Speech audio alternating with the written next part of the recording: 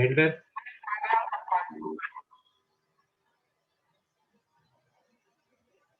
is it audible? Okay. I do want to thank your elders who have been instrumental in giving me this privilege. Before we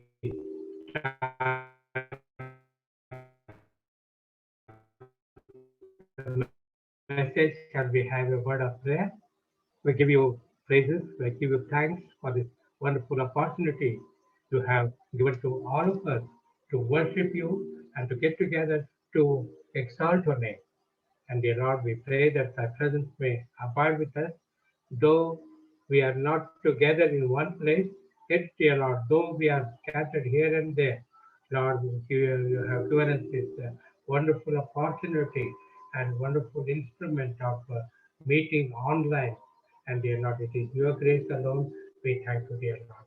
We do realize that the pandemic, which is spreading all across the world, is troubling a lot, but still, dear Master, in all these difficult situations, you have given us the privilege to see one another and also to meet online during this fellowship worship time.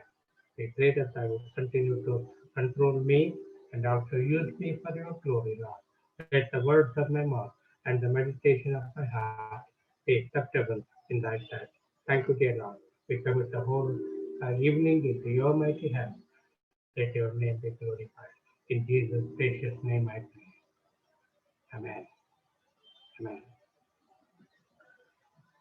Well, the text I have chosen for this morning, this evening's meditation is taken from Matthew, the Gospel according to St. Matthew, chapter 25, verses 1 to 13.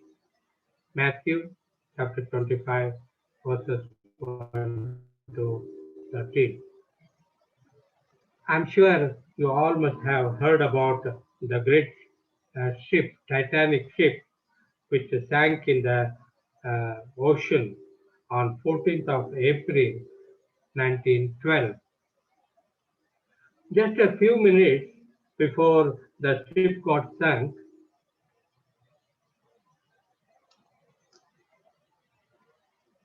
yes, it is there. No need of reading it over, isn't it? Hello?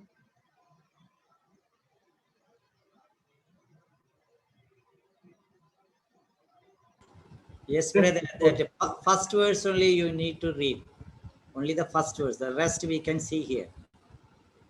Yeah, can we read it? Somebody can read?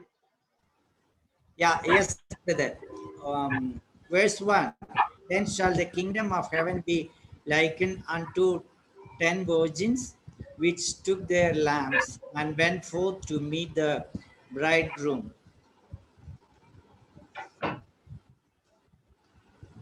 Yes, brother, carry on. Okay, okay. All right. I'm sure you must have heard about the Titanic ship which sank in the ocean on 14th of April 1912. Just a few minutes before the ship got sunk, a lady who was already in the life-saving boat, she had forgotten something in the room in the ship, and so she came to the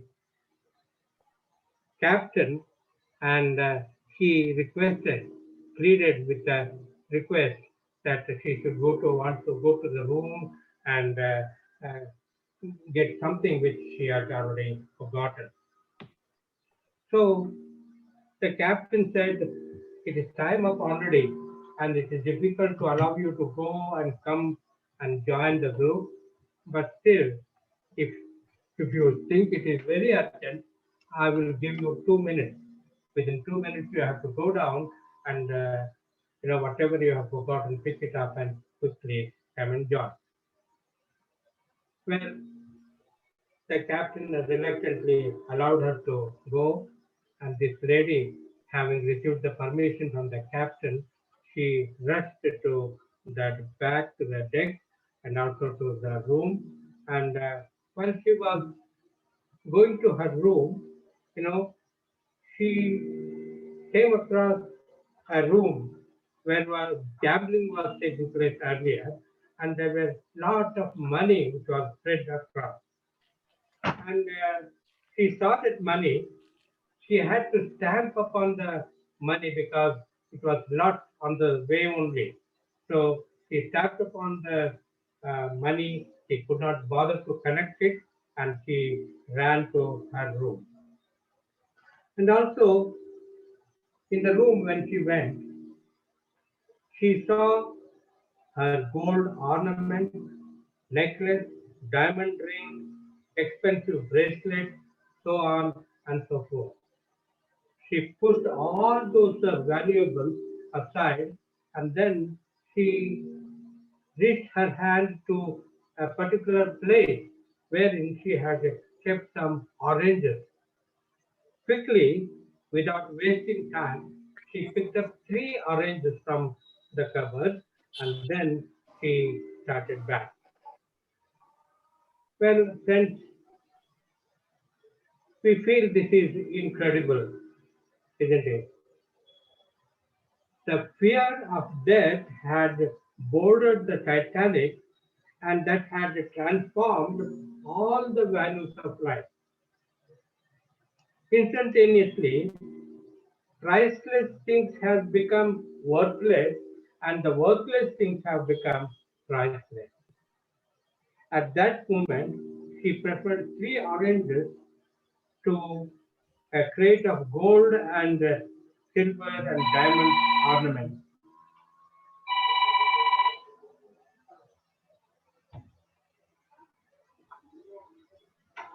You know, friends, there are events in life, which have the power of transforming the way we look at the world.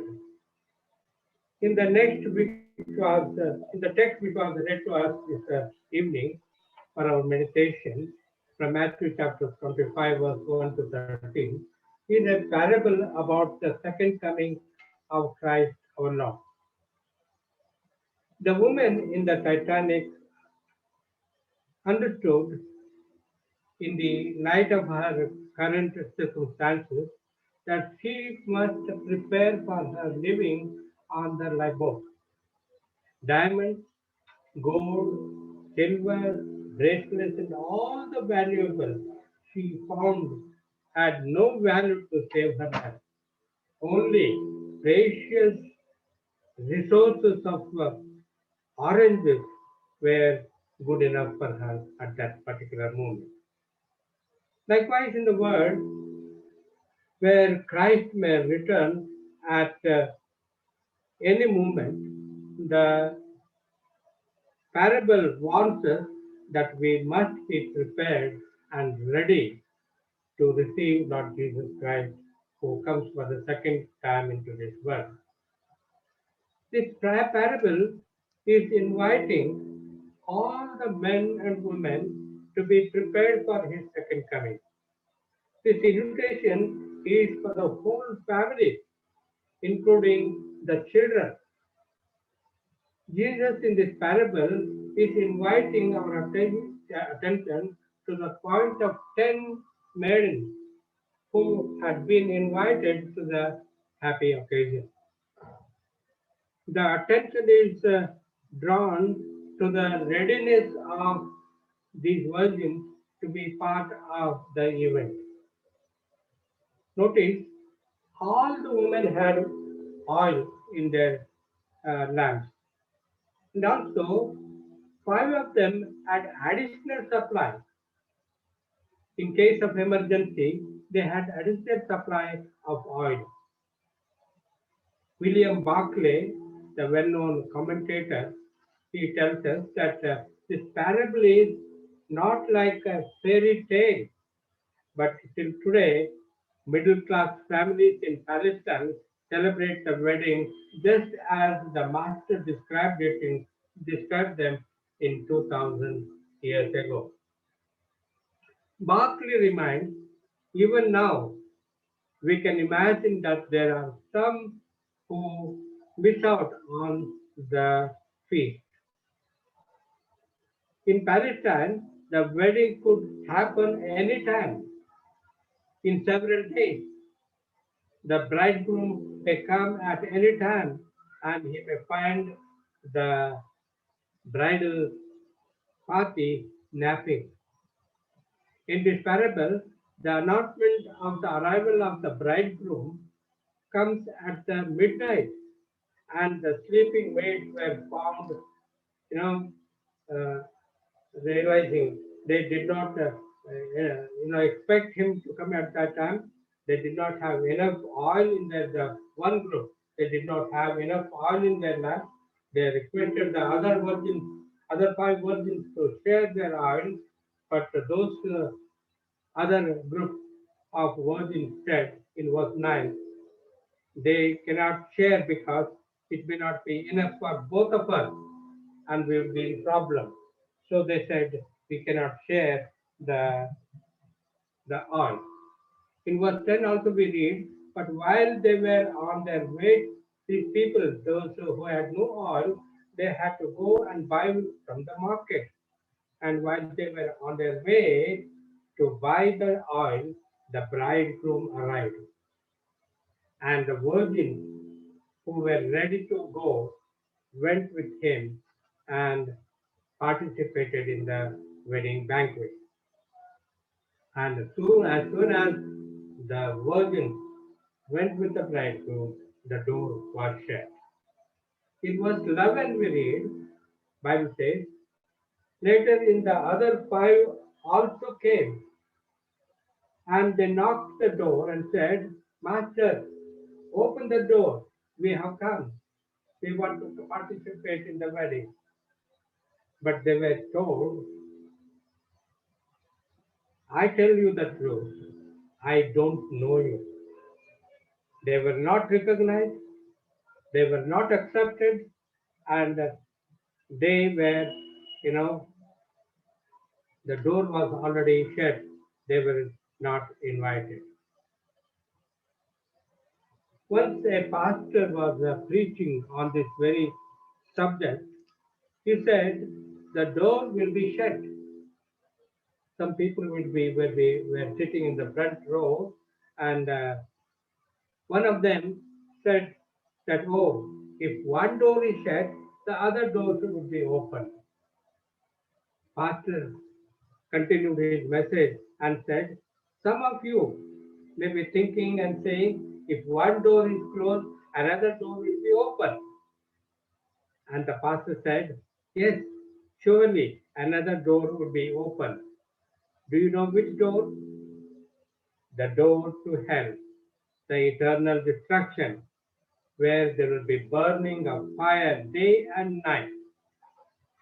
Friends, the door will be shut for both foolish and the wise virgins. For the wise, it is for eternal life to live with Jesus Christ forever, and for no more,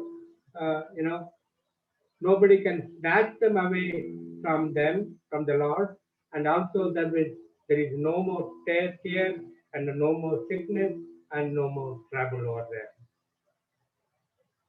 The door will be closed for the foolish people, foolish virgins, closed for everyone. No more opportunity, no more grace. We were in Goa. We served there for 80 long years.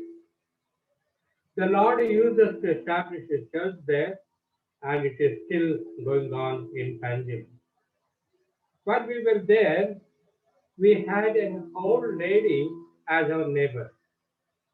One day, she told me aggressively, Pastor Moses, there is nothing like heaven and hell.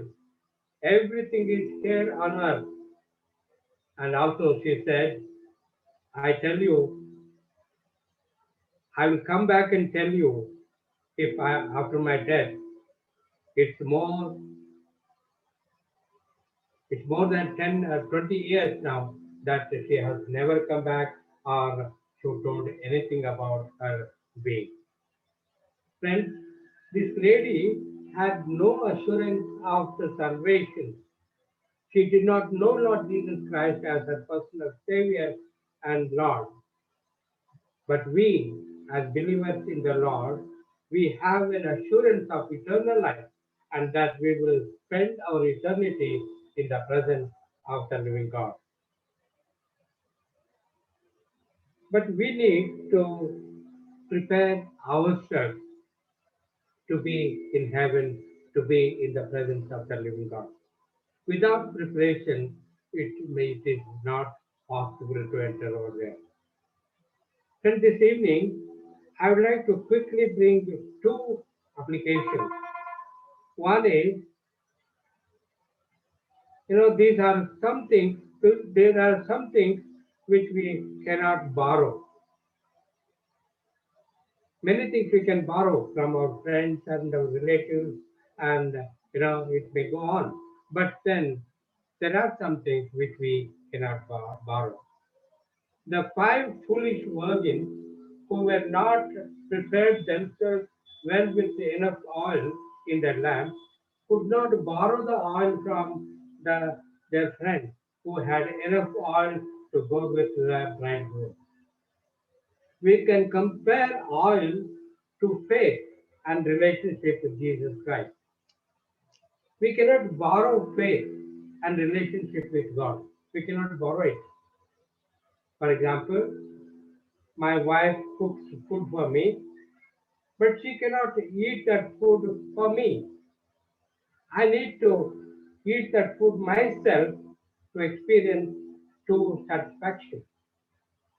Like that, faith also cannot be, exchanged. We have to have this faith and experience for ourselves. I can help, guide, encourage, and teach about faith, but each one has to make their own decision to accept the Lord Jesus Christ as their personal Savior and Lord. They cannot depend upon somebody else. You know, they need to accept Him, and also enough accepting is not enough, only enough. They have to practice it day to day in their personal life. Faith in God is a lifelong living experience. We cannot say, I accepted Lord Jesus Christ 10 years ago and I can live now as I want because I have already committed my life to Jesus Christ. They cannot say that I am completely saved and saved. Bible doesn't agree with that. In Matthew chapter 5 verse 14, uh, Bible says, you are the light of the world. In verse 16 we read, don't hide your light. Let it shine for all. Let your good deeds grow for all to see, so that they will praise your heavenly Father. Accepting Lord Jesus Christ is a must, true. But at the same time, we live according to our commitment. If we have received Lord Jesus Christ, the work should our work should produce the effect of our change in Lord Jesus Christ.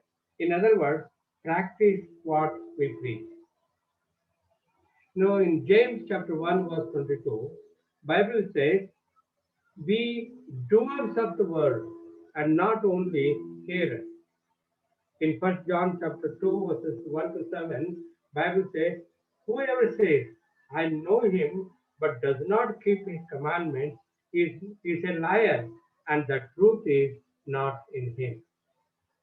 Yes, friends, we need to practice our faith, and not one day or 1 year or 10 years, but as long as we live, we need to practice and prepare ourselves to enter into the kingdom of God.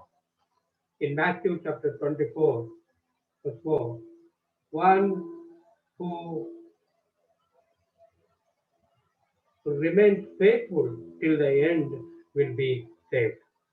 We have to be continuously committed to follow Him and stay in the faith, not go on doing whatever we want, but to stay in the law and practice our faith, and it will be beneficial to us. So remember, faith cannot be borrowed. It should be our own and practice it lifelong. Secondly, and lastly, the parable suggests that there are some things that cannot be put off until the last moment. The foolish virgins did not find the need of enough oil in their lamps until the last moment. The virgins were not prepared enough, not ready for any emergency. If the oil gets over, what to do next? They were not thinking of that and they were not ready for that. They realized only at the last minute that whatever the oil is there in the lamp is not going to be enough, and it will be difficult for them to uh, enter into the marriage hall. John Wesley, the founder of the Methodist Church, was asked one day as to what he would do if he knows that the Lord would return the next day. John Wesley was not disturbed. He said, I would go to the bed and go to sleep, wake up in the morning and go on with my work as usual. For I want my Lord to find me doing what He has assigned me to do. Friends, it is true. The Lord may come at any time. We did not, you know, go on emphasizing that the Lord will come, Lord will come.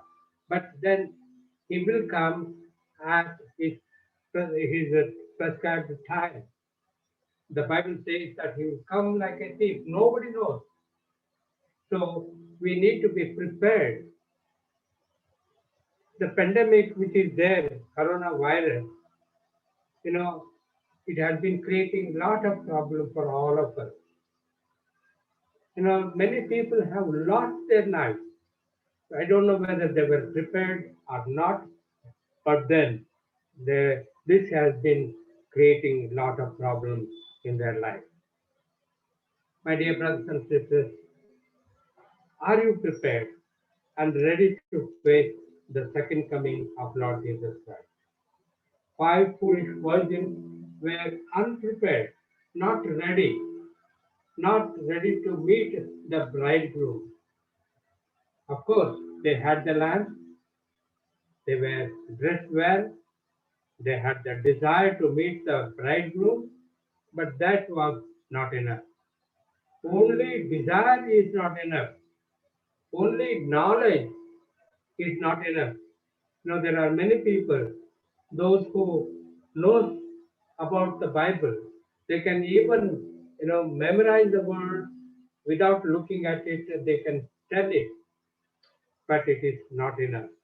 You may be good miracle worker. There are some people, those who perform miracles.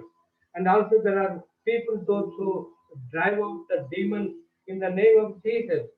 But this is also not enough. For the Lord would say to such people in Matthew chapter 7, verse 22, on that day, many will say to me, Lord, Lord, have we not prophesied in your name? Have we not cast out demons in your name? Have we not done many wonders in your name? Verse 23. And then I will declare to them, the Lord says, I never know you. Depart from me. You practice lawlessness. Yes, friends, this will be the answer they will receive from the Lord. If we are not prepared, if we are not living the life the Lord expects from us, our end will be ending in tragedy. There is one song in English which says, everybody wants to go to heaven. Everybody wants to go to heaven, but nobody wants to go now. Nobody wants to go now. Friends, how many of you want to go to heaven? Do you want to go to heaven now? Are you ready or are you frightened? May the Lord bless you and may the Lord enable you to prepare yourself that when the Lord comes, you will be ready to go and enter into the kingdom of God along with the bridegroom. Thank you very much for this time. May the Lord bless you and may this be a blessing to all of us. God bless you. Amen.